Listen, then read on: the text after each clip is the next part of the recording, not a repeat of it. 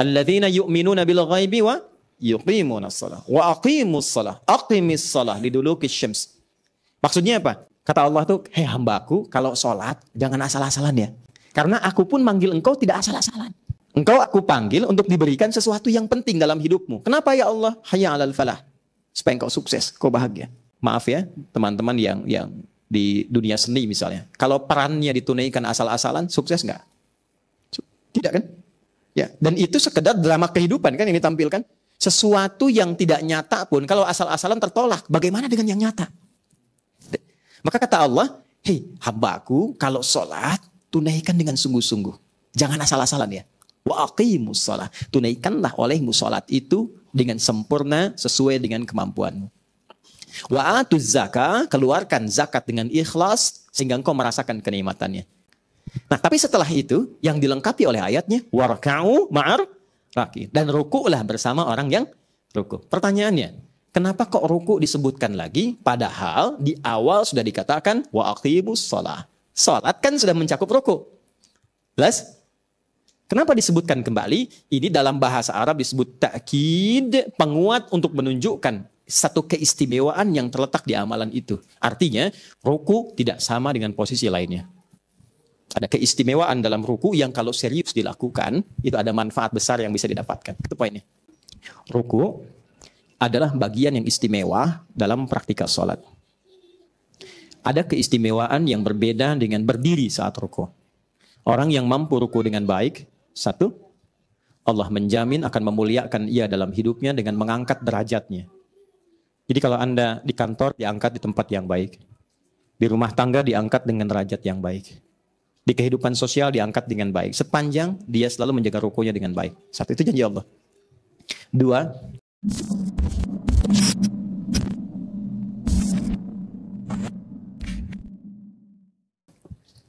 bismillah.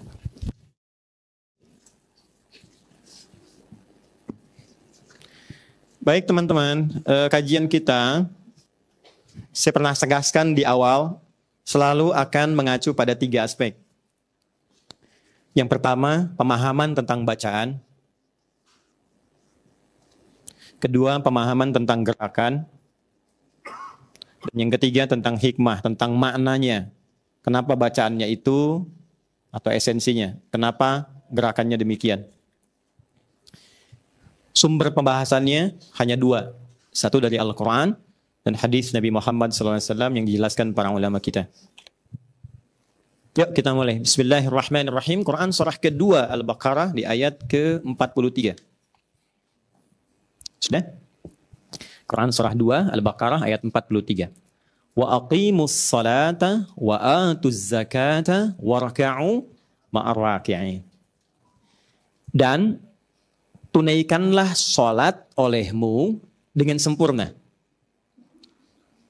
Jadi kalau ada turunan kata aqim, aqimu, yuqimuna, artinya usahakan semampu kita dengan sempurna, bukan asal-asalan. Kata sholat dibuka dalam Al-Quran, senantiasa diiringi dengan turunan kata aqimu. Alladzina yu'minuna bil ghaibi wa yuqimunas shalah wa aqimus shalah. Aqimis shalah liduluki syams. Maksudnya apa? Kata Allah tuh, hei hambaku, kalau sholat jangan asal-asalan ya.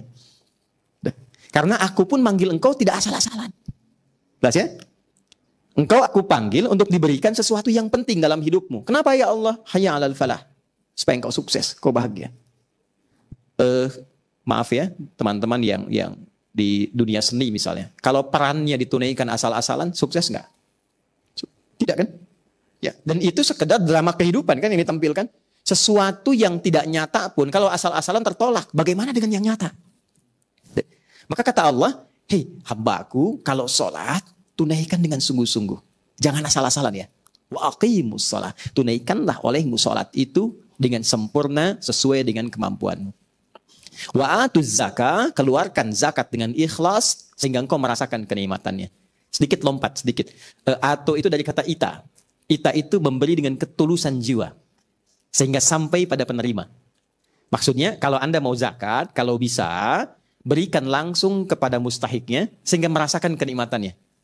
Teman-teman kalaupun cuma 5.000 ya wajib zakatnya, Anda keluar tukang sapu yang di jalan, kemudian Anda papasi, Anda berikan. Bu, semoga ini bermanfaat. Terima kasih.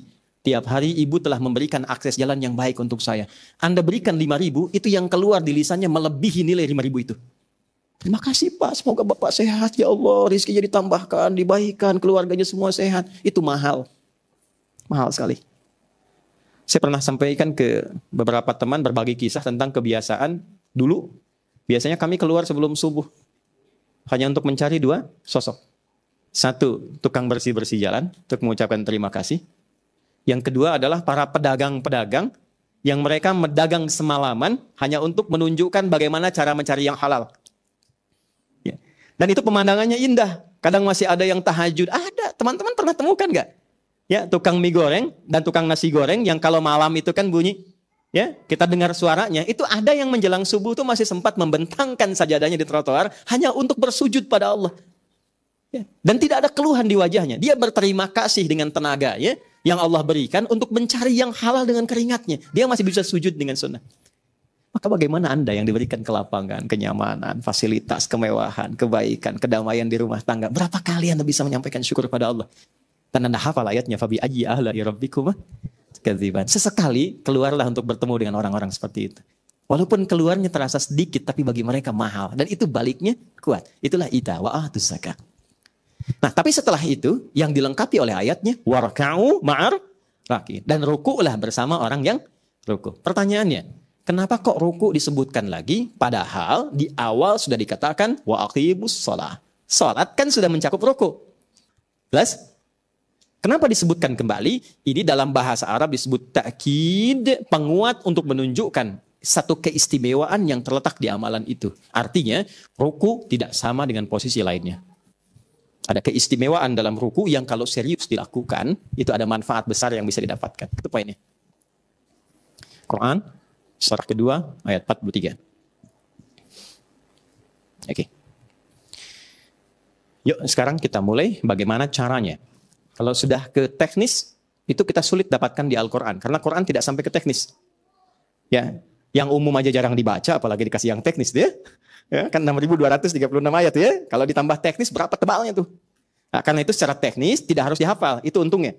Yang umum silahkan hafalkan supaya dibawa dalam kehidupan. Yang teknis cukup dipahami, dipraktekkan. Tidak menuntut hafalan. Dan itu ditemukan dalam hadis. Oke, saya berikan dulu beberapa yang sahih. 1 Al-Bukhari. Saya lebih selalu senang menggunakan al. Walaupun menyebut Bukhari pun bisa. Karena kalau sudah pakai al, ini ada inspirasi di dalamnya. Kehususan. Ya, karena asalnya nama tempat Bukhara. Ya, saya pernah sampaikan, mungkin masih ingat ya, nama aslinya Muhammad tuh. Punya bapak namanya Ismail, kakeknya Ibrahim, kakek buyutnya Al-Bardizbah, yang buyutnya Al-Mughirah. Tinggal di kecamatan Ju'fah, Kabupaten Bukhara, ya, Provinsi Khorasan, negara Uzbekistan sekarang. Nah, beliau memperkenalkan dengan nama daerahnya untuk menginspirasi bahwa saya ini bukan dari Arab. Saya dari Bukhara. Tapi bukan berarti saya yang bukan orang Arab itu tidak memiliki kemampuan untuk kenal Rasulullah. Untuk kenal dengan Allah. Jadi sekaligus ini memberikan kesan penguat bahwa diutusnya Nabi sebagai rahmat untuk semesta alam. Jadi jangan kita merasa minder. Oh ini kita bukan orang Arab. Berarti belum tentu sefasih orang Arab baca Al-Quran. Belum tentu. Ya, boleh jadi anak-anak santri di musyawarah ini dibandingkan dengan orang-orang Arab tertentu bisa jadi lebih fasih. Ya, ada yang fasih, Syekh Sudais, iya, Syekh Surem, iya. Ya, tapi kan tidak semua orang Arab bacaannya begitu. Jelas ya? Oke, balik ke sini. Al-Bukhari nomor hadis 757. Dikonfirmasi oleh Imam Muslim juga. Nomor hadis 397. Dikuatkan di dalam Sunan Abu Daud. Nomor hadis 856. Yang meriwayatkan namanya sahabat Abu Hurairah. Yang mengalami peristiwa ini namanya sahabat Khalad bin Rafi Az-Zuraiqi. Khalad bin Rafi Az-Zuraiqi. Oke. Saya minta cepat satu orang. Depan. Siapa saja? Siapa saja? Boleh. Oh, Mas Ari dulu udah pernah. Dede belum. Baik, jazakallah khair. Izin ya Mas Dede ya. Boleh pemanasan dulu karena ini nanti ada gerakan yang Cukup menantang dan mesti hati-hati, ya. Sudah siap? Baik. Kita cek dulu. Silahkan ruku Mas Dude. Kalau ke sini ke MU, kiblatnya ke sana.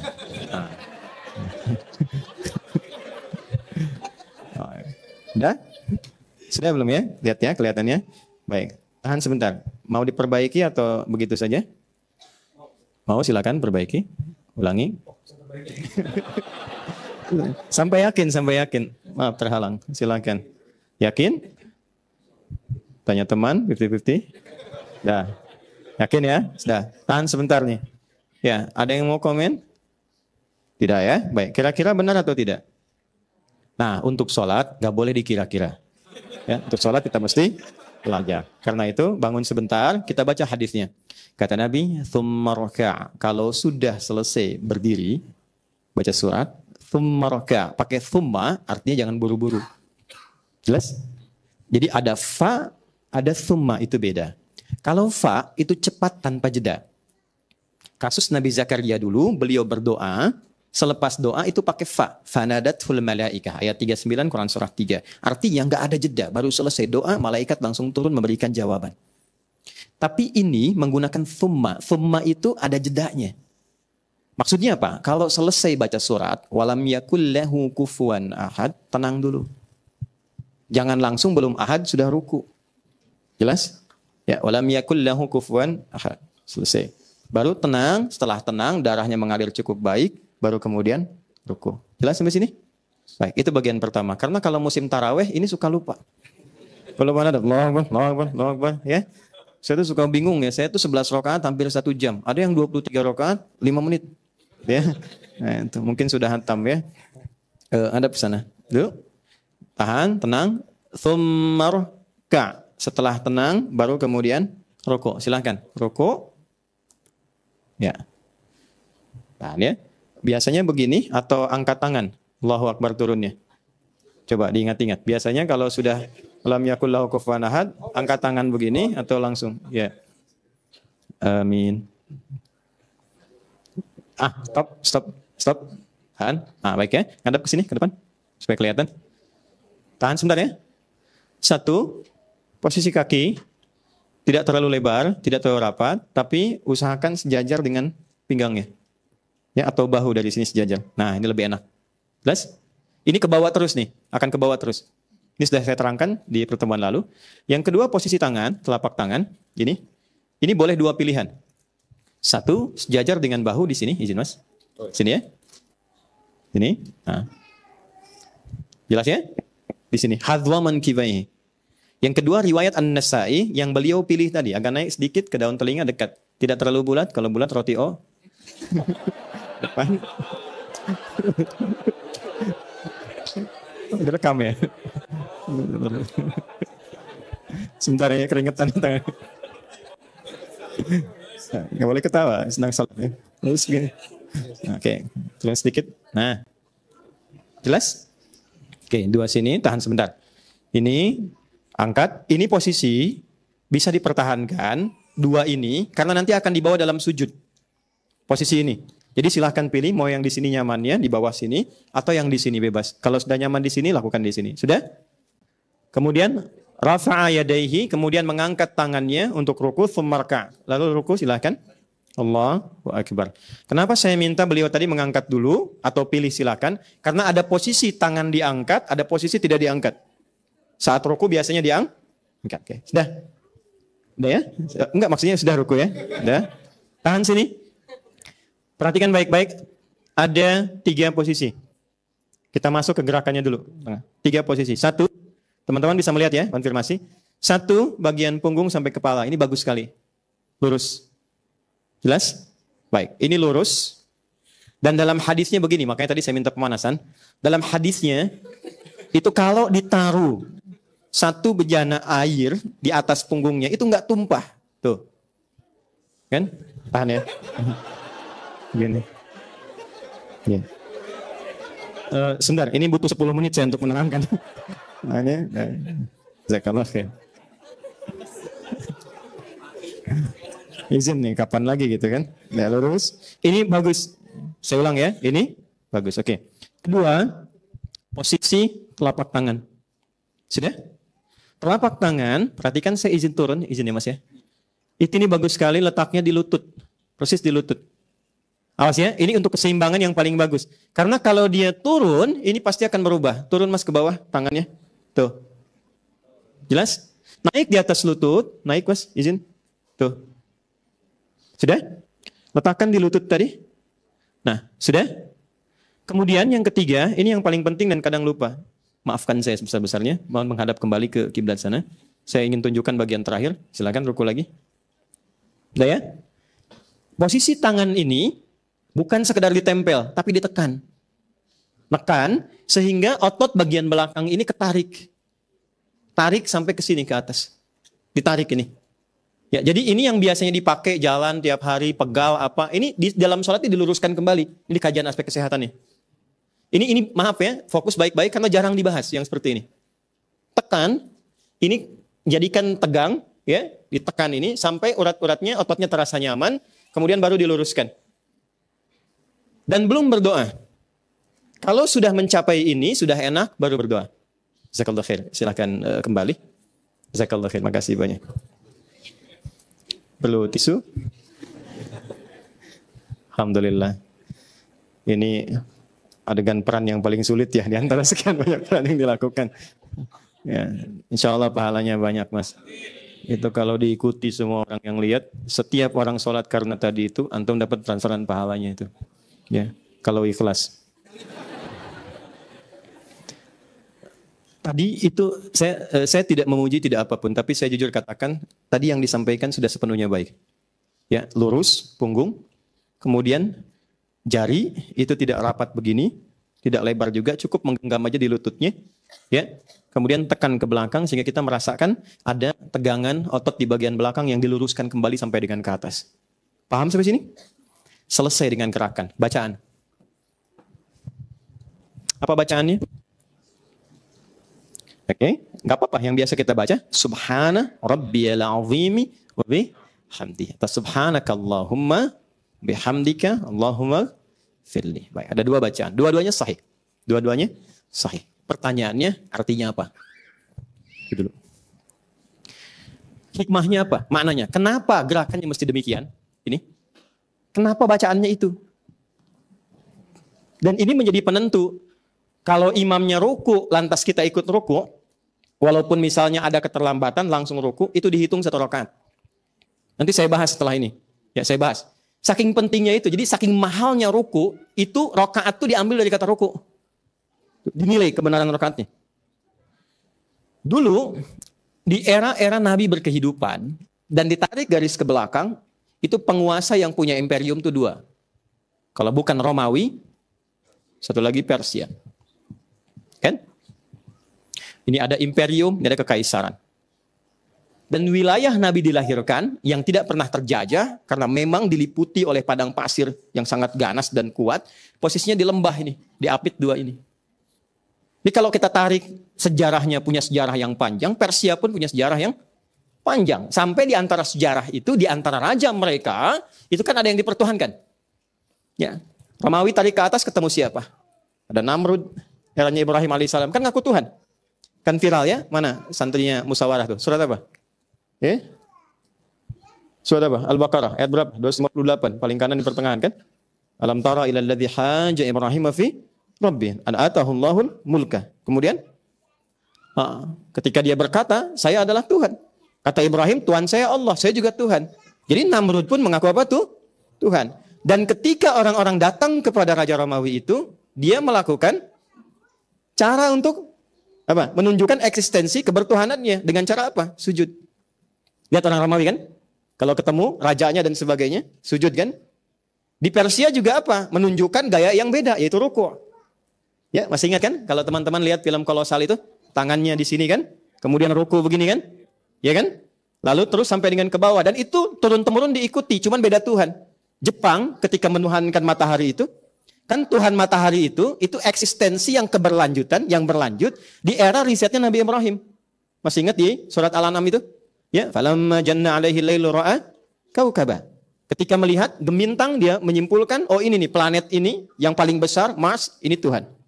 Falamma ra'a asy-syamsa badzighatan qalat hadza rabbi hadza akbar. Ketika melihat matahari, mereka menyimpulkan ini dewa yang terbesar, Tuhan yang terbesar. Dan itu keyakinan itu berkesinambungan sampai datang ke era generasi Jepang.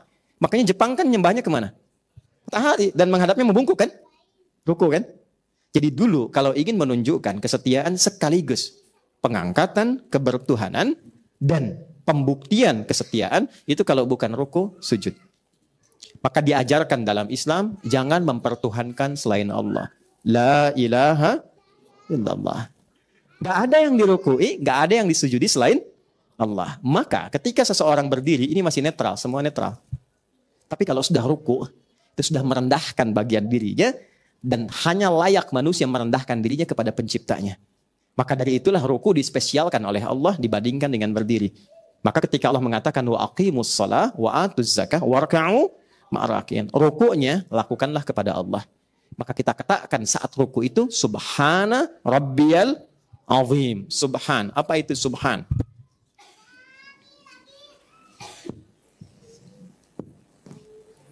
Anda benar jawab, saya kasih hadiah umrah. Saya serius, tapi bukan yang musyawarah. Bukan santri, bukan ustadz. Waktu habis. Gini, subhan. Nanti kalau saya tanya lagi, nggak usah takut salah, ya, karena benar belum tentu dapat pahala. Salah pun nggak keluar dari sini, ya. Subhan itu kata yang diungkapkan jika Anda temukan sesuatu atau mendengar sesuatu yang tidak sesuai dengan keagungan dan kedahsyatan zatnya Allah. Contoh, Al-Baqarah ayat 116. Wa qalu ittakhadallahu walada. Mereka berkata, Allah punya anak. Kira-kira kalimat itu benar nggak? Ya, kita orang Islam meyakini tidak kan? Dan itu yang paling dahsyat. Mempersekutukan, menganggap Tuhan punya anak itu tuduhan yang nyata. Kan? Sesuatu yang salah. Siapa yang belum menikah ini? Yang ini aja, santri ya. Misal, saya katakan gini. Ya, itu punya anak tuh. Padahal nikah aja belum. Kan? Kita katakan punya anak tuh. Padahal nikah aja belum. Pasti anak akan menolak. Ya kan? Apalagi Tuhan yang tidak menikah. Dan tidak punya hasad untuk itu. Dan pencipta segalanya. Maka dikatakan Tuhan punya anak. Maka itu bagian yang tidak layak yang disertakan kepada Allah. Maka Allah langsung membantah. Subhana. Nggak benar itu. Maha suci. Maha suci itu kan kalau suci itu bebas dari yang kotor kan? Itu tuduhan kotor sekali. Allah suci dari itu. Itu maksudnya. Jangan berkata yang kotor. Yang paling kotor dinisbatkan kepada Allah adalah kata-kata yang tidak sesuai dengan keagungan zatnya. Jelas di sini? Oke, satu. Subhan. Nabi itu dituduh oleh orang-orang yang antipati pada beliau pada masa itu dengan mengatakan, mustahil Muhammad kamu itu bisa ke Masjidil Aqsa, ke Palestina, cuman semalam balik lagi. Terus bilang-bilang naik ke langit lagi. Ya. Itu Abu Jahal senangnya bukan main tuh. Nanti saat kita umrah ya, berangkat, nanti saya tunjukin tuh di mana rumahnya Abu Jahal tuh dan kapan peristiwa itu terjadi. Jadi Abu Jahal itu saat mengetahui informasi Nabi Isra dan Mi'raj itu senangnya bukan main.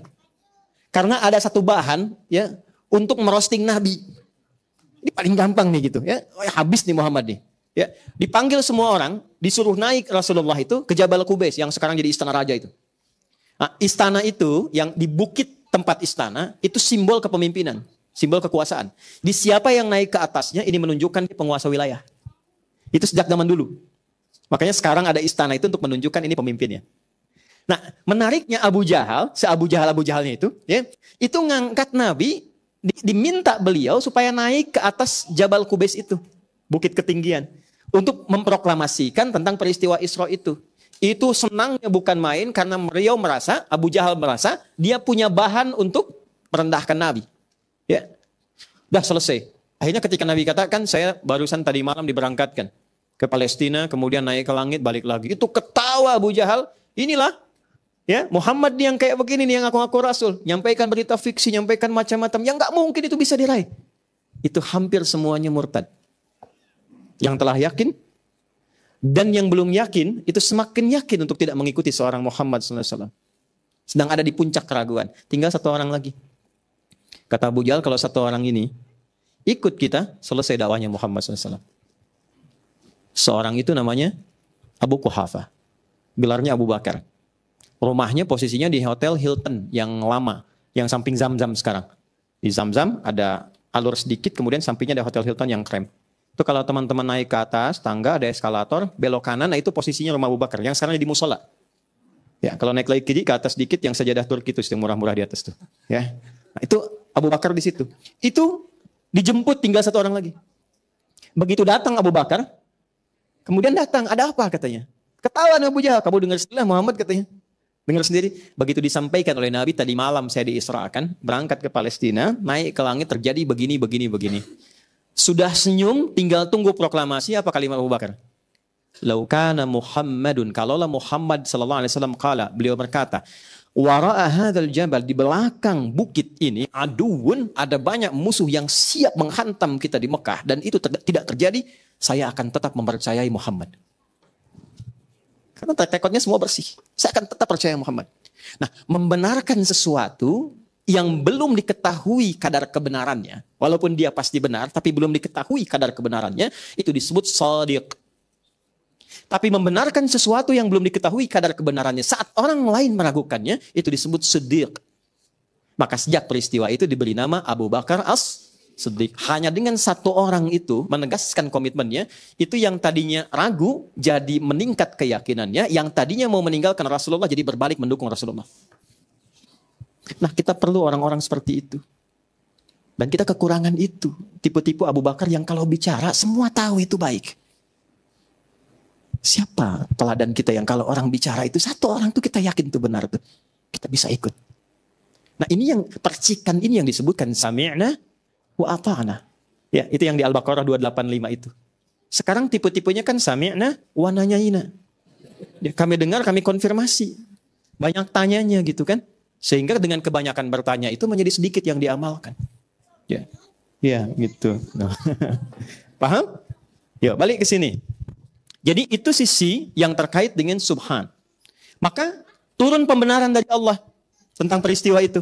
Ketika Abu Bakar mengatakan demikian, Rasulullah menegaskan turunlah Quran surah ke-17 dengan hasil manfaat dari peristiwa Isra dan Mi'raj itu. Kan sholat kan? Berapa rakaat? 17 rakaat. Surah ke-17 ayat pertama. Apa pembukaannya? Subhanalladzi asra bi'abdihi lailam minal masjidil haram ilal masjidil aqsa. Oke, itu kan nas. Kalau nas itu kan orang belum tentu percaya kan? Saya bertemu non muslim, bisa teman-teman yang Kristen atau yang Hindu, yang Buddha. Saya sampaikan berita di Quran, langsung percaya nggak? Belum tentu. Tapi kalau dibuktikan itu secara ilmiah, oke, dikonfirmasi, maka turun jawaban. Silahkan suruh tanya, ya. Pada kafilah dagang yang lewat di perbatasan, apakah pernah terjadi ini enggak pada waktu itu? Nabi sebutkan, ada kafilah ini, ada peristiwa ini. Dan itu dikonfirmasi oleh orang yang betul-betul lewat pada malam itu. Jadi begitu kafilah datang itu, ya, kafilah dagang kembali datang ke Mekah, ditanya, Muhammad bilang begini, pada saat kemarin terjadi begini, betul enggak? Mereka konfirmasi, oh iya betul katanya. Maka itu yang meningkatkan iman. Kalau Quran katakan Fir'aun tenggelam dan ada kandungan garamnya, mungkin kita sedikit menerima. Tapi ketika seorang Maurice Bucaille riset dan menemukan itu, dan dia bersyahadat, maka bagi seorang yang sudah muslim dan bersyahadat, harusnya lebih kuat lagi kedekatannya dengan Allah. Teman-teman kalau baca-bacaan, ada yang menarik di situ, dilanjutkan nggak bacanya? Dilanjutkan, dan ada kerinduan untuk baca. Allah tuh kurang apa sih? Kisah disampaikan, paling lengkap tuh di Quran, nggak ada dramanya. Isinya benar semua. Ya, coba deh satu kali teman-teman bikinlah, ya. Kayak sinetron, kayak apa, inspirasi dari situ. Saya mau bantu kok kontennya. Bisa turunkan perannya dengan kondisi kekinian. Sekarang spoiler itu kan banyak. Kenapa sih nggak ada yang bikin tentang yang di Quran, yang di hadis? Spoiler film kan banyak tuh. Ya, apa ya, saya nggak hafal lah pokoknya. Pokoknya kalau pas mau lihat YouTube ceramah ini itu, kok muncul ini gitu. Saya tuh kebayang kenapa nggak ada yang bikin kisah-kisah dalam Quran, kisah dalam hadis. Padahal itu mahal sekali. Maaf ya, saya lompat sedikit gitu. Itu gambaran subhan. Ini. Nah, aplikasi dalam sholatnya, saat Anda, saya, kita ruku. Kenapa dituntut ruku? Ruku, dan kalimat pertamanya subhan. Mau versi yang panjang, mau versi yang pendek, itu dibuka dengan ini. Kenapa? Hikmahnya adalah, Allah mempertanyakan kepada kita, sebelum engkau ruku, berapa kali engkau berbuat sesuatu yang tidak sesuai dengan keagungan Allah? Berapa kali menghamba pada selain Allah, rukunya bukan pada Allah. Kasih pekerjaan sedikit, lupa sholatnya. Rukunya kepada pekerjaan, dipanggil sholat lupa, Jumatan nggak ikut. Begitu sulit, ya Allah, aku memanggilmu. Ya kemarin aku panggil, kamu kemana? Itu kan? Satu. Ada yang lewat harta, Allah kasih, teman-teman berpartner. Padahal yang bekerja juga banyak, ketika sukses lupa dengan temannya. Tuh. Berapa yang dihasilkan sudah bisa dibagi, berapa yang dizakati, berapa yang diinfaki. Apa itu zakat, apa itu infak, gitu. Macam-macam. Ya. Coba dicek lagi. Rukuknya itu jarang. Yang dimaksud rukuk di situ, ingat Allah nggak dalam situasi itu? Berapa kali dikalahkan oleh dunia, padahal kita selalu mengatakan ingin masuk surga Firdaus. Nggak dilarang loh cari dunia, silahkan. Kerja sesukses-suksesnya, karir yang paling bagus. Tapi saat bersamaan rukuk.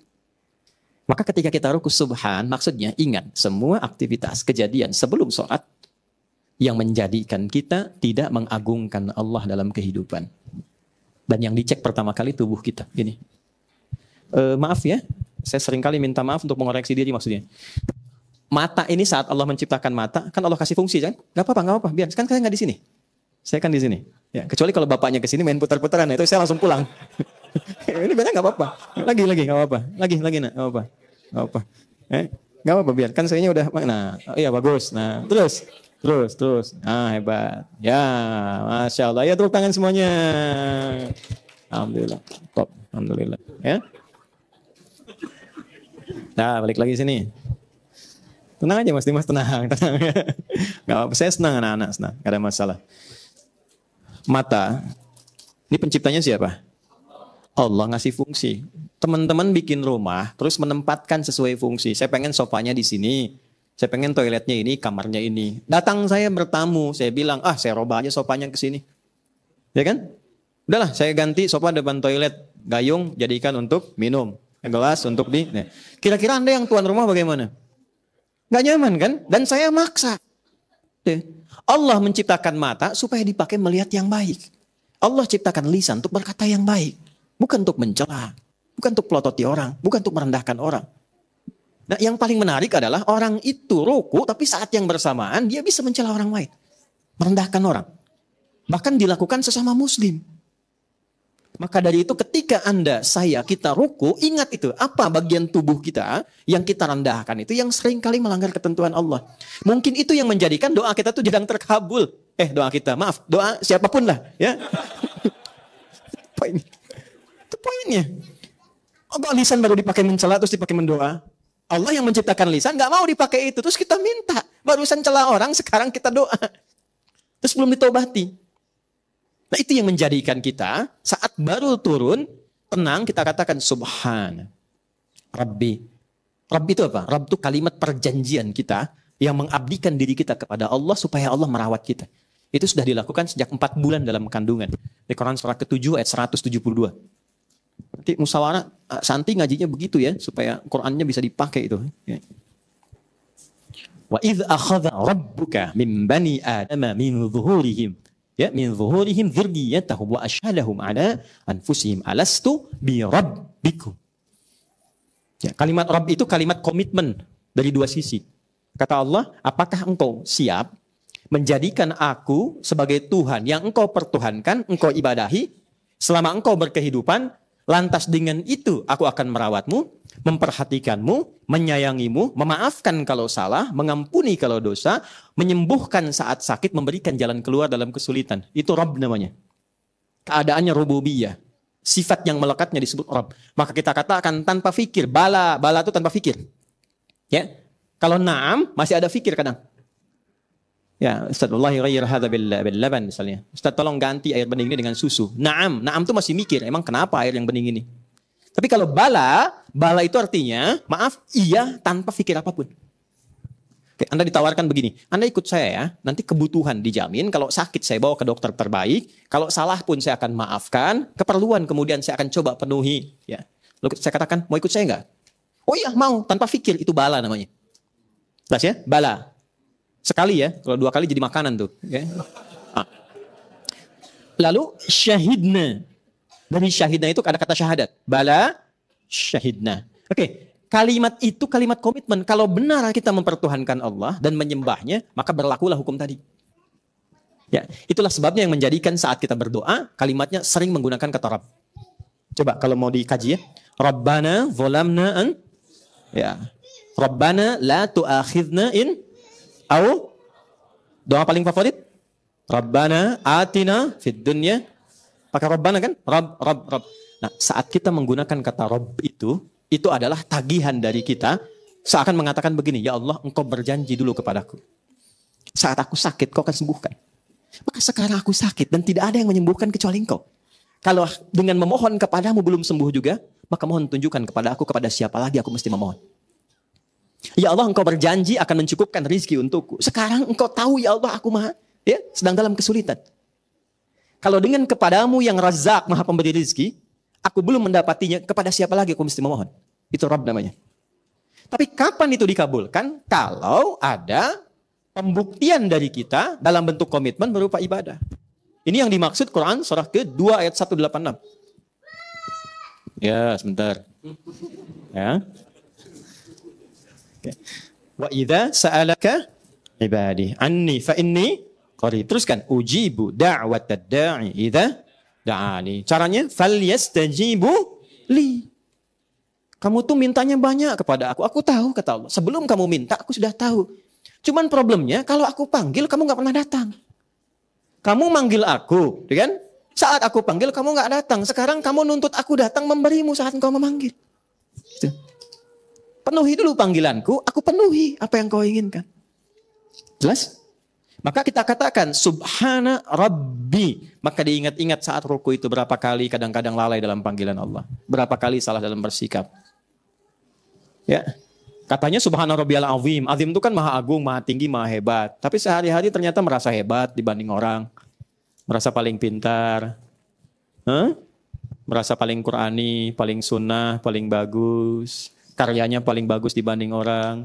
Kepada istri merasa yang paling tinggi. Istri ke suami merasa yang paling pintar. Merasa lebih sukses dibanding orang tua. Sehingga untuk menyapa aja gak punya waktu. Ya Allah. Katanya Subhana Rabbiyal Azim. Maka tunduk tuh. Nah, ruku itu membawa kesadaran itu. Bukan sekedar turun. Baru setelah itu kita merasakan betapa besar nikmat Allah. Banyak dosa kok masih hidup juga. Harta masih dikasih juga. Sehat masih diberikan juga. Maka kita katakan wa bihamdi. Kalau di ujungnya ingin ditanamkan penyesalan terdalam. Maka pakai yang versi Subhanakallahumma rabbana wa bihamdika. Allahumma gfirli. Aku minta ampun ya Allah. Aku merasa aku banyak salahnya. Ya Allah, aku merasa. Aku mengakui aku banyak khilafnya. Ampuni aku. Terus ruku. Itu keadaan demi Allah, keadaan paling indah. Makanya teman-teman kalau ngaji hadis, coba cek babnya rukunya Nabi. Itu selalu bahasanya saking panjangnya rukunya Nabi, kadang-kadang mendekati panjang bacaan saat berdirinya. Gitu. Padahal bacaannya pendek kan? Ya kan? Coba berdiri kan Nabi paling pendek itu dalam sholat sendiriannya, itu kan 100 ayat Al-Baqarah. Nah rukunya itu bisa selama itu. Itu apa yang dirasakan? Selevel Nabi loh yang terjamin surga gitu dan sebagainya. Nah itu yang menjadikan Nabi berkata, gini, pasti yang sudah berumah tangga itu selalu ada saja kan yang dipertemukan dalam penyesuaian. Saya tidak mengatakan bertengkar. Ada saja perbedaan kan? Ya, kan? Tapi yang paling indah ketika perbedaan itu tuntas, tenang kan? Ya kan? Ada ketenangan baru kan yang dirasakan? Itu yang disebut sakinah namanya. Tapi beda dengan begini, punya masalah dicurhatkan sampai merasa tenang. Itu tumaninah namanya. Jelas? Itulah sebabnya kata Nabi, ketika Anda ruku, jangan buru-buru bangun. Hatta tatma'inna raki'an. Sampai tumaninah dalam ruku, sampai tenang. Kapan tenang itu dirasakan? Kok kejadiannya baru begini langsung bangun kok? Ya, saat bangkit itu udah tenang belum? Pertanyaannya, kapan tenang itu dirasakan? Ketika kalimat Allahumma gfirli itu keluar. Ya Allah ampuni aku salah. Saat sholat tuh ingat-ingat apa yang dibawa tuh.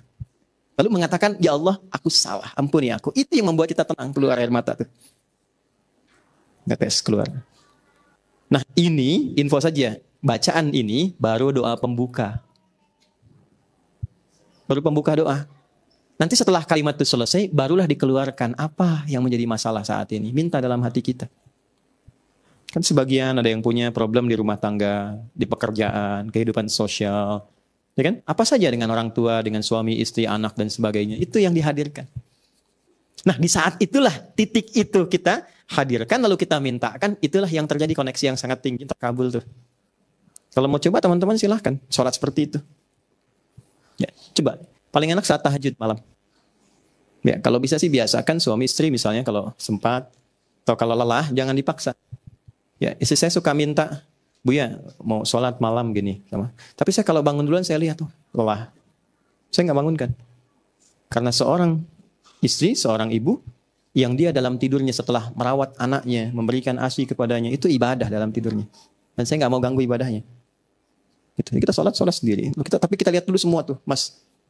Lihat anak, lihat istri, terus itu pulang tuh. Kadang mereka sudah tidur semua, tengah malam. Makanya kalau saya sudah selesai, jangan banyak nanya. Waktunya. Gak pulang tuh serius, saya pulang ke rumah kadang saya lihat satu-satu tuh. Terus kita tanya Allah ketemu lagi gak di akhirat tuh? Kan? Ingat-ingat apa yang hak mereka yang belum diberikan. Udah, paling enak tuh saat itu ambil wudhu, sholat, nangis, minta sama Allah, minta ampun, minta maaf, salah sebagai suami kadang kurang perhatian. Karena istri saya nggak tahu itu. Sebagai ayah kurang perhatian, kurang baik. Sebagai teman ada hak yang belum tersampaikan, ada ngaji yang disampaikan tapi belum diamalkan. Itu paling enak tuh waktu-waktu gitu tuh. Nah, Anda dengan kadarnya masing-masing, coba lakukan hal yang sama. Itu bukan ustadz aja. Semua tuh punya kenikmatan dan hak yang sama. Pernah nggak begitu di malam hari?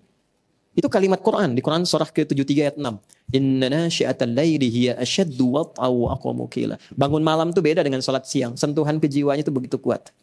Enak gitu. Kalau udah ke bawah tuh enak. Nah itu dibawa. Kalau sudah merasakan Allahumma gfirli, baru minta sama Allah. Itu sebelum diungkapkan, Allah sudah jawab. Kadang-kadang begitu. Sebelum diungkapkan. Ya, jelas? Nah karena itulah kemudian orang-orang yang sedang ruku sampai ke titik itu diminta oleh Allah bangun. Ketika bangun kamu minta apa? Sepenuh langit dan bumi pun atau sepenuh apa yang kau inginkan aku berikan. Maka kita katakan sami Allahu liman. Ya Allah engkau pasti dengar doaku ya Allah. Dan aku memujimu dengan semua apa yang kau dengar itu.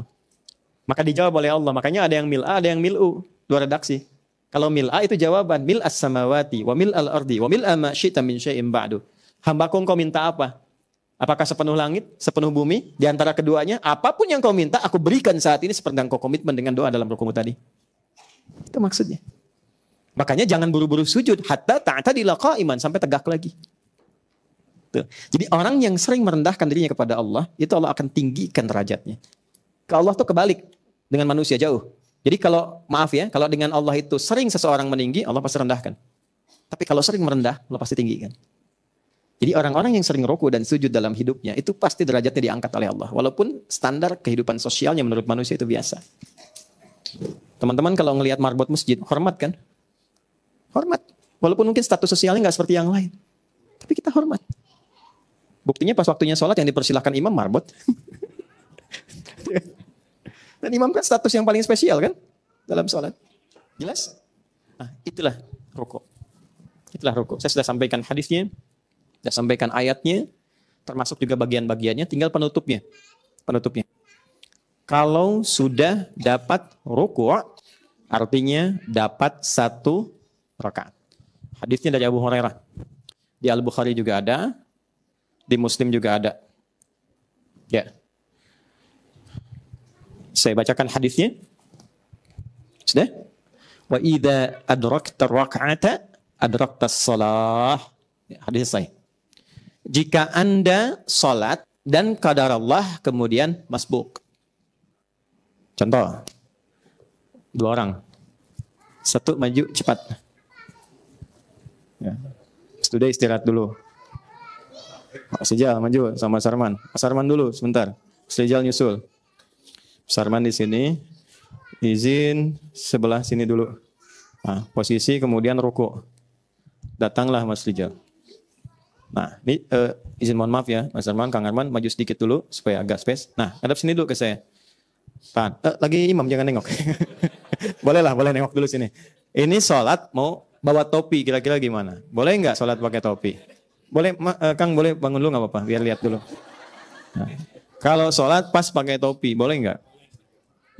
Apa dalilnya?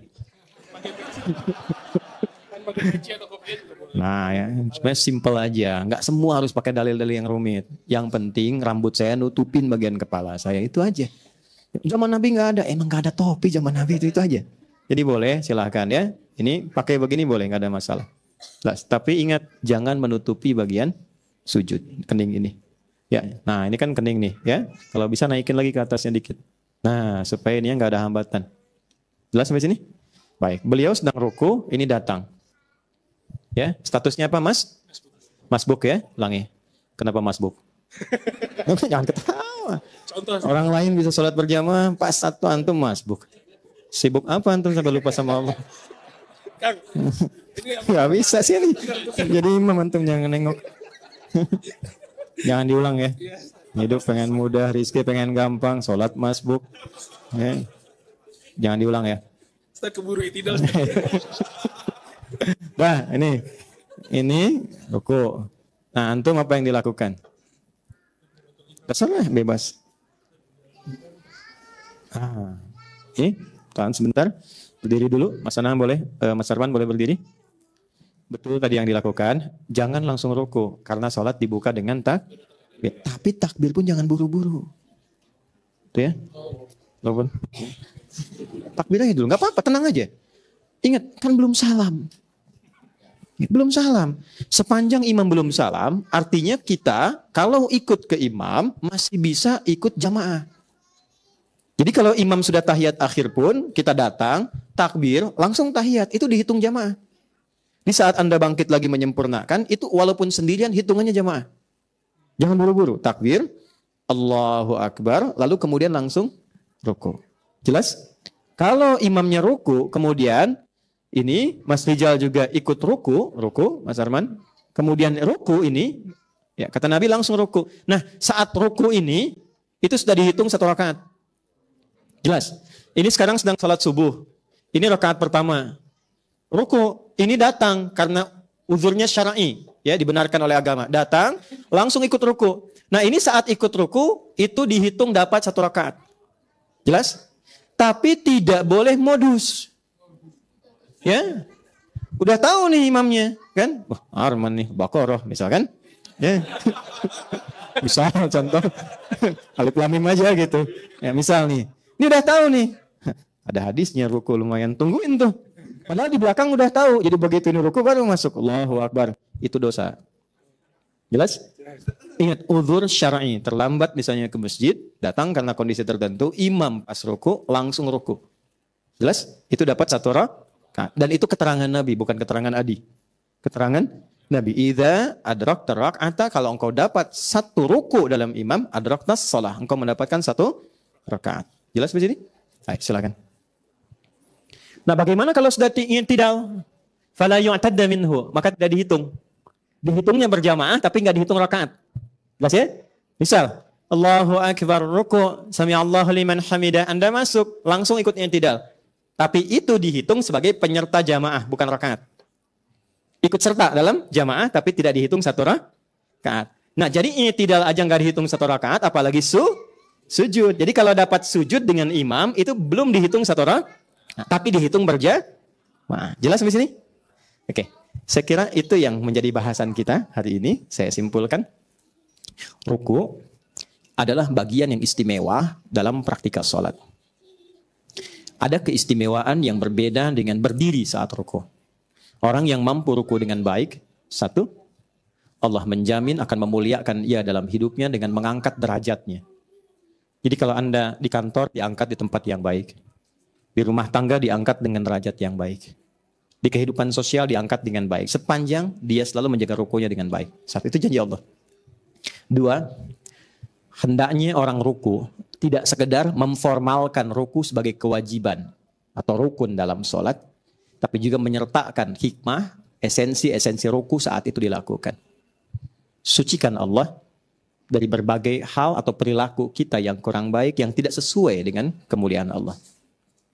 2, berusaha mengoreksi diri, bermuhasabah dalam posisi ruku atas segala perilaku yang tidak layak yang kita lakukan. Dan saat bersamaan dengan itu kita mengagungkan Allah. Dan yang ketiga, berdoalah dengan khusyuk kepada Allah setelah menyempurnakan tahapan-tahapan yang tadi telah disampaikan.